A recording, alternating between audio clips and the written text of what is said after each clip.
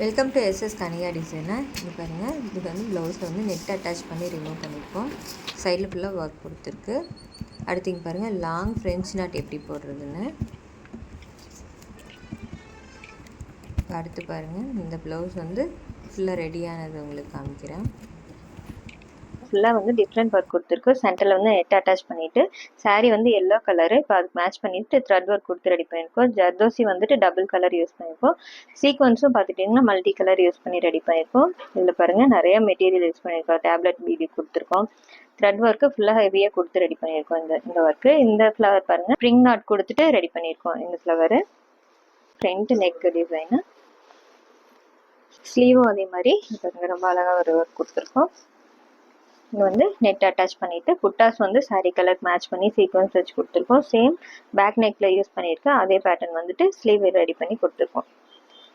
எப்படி இருக்குன்னு சொல்லுங்கள். தேங்க்யூ.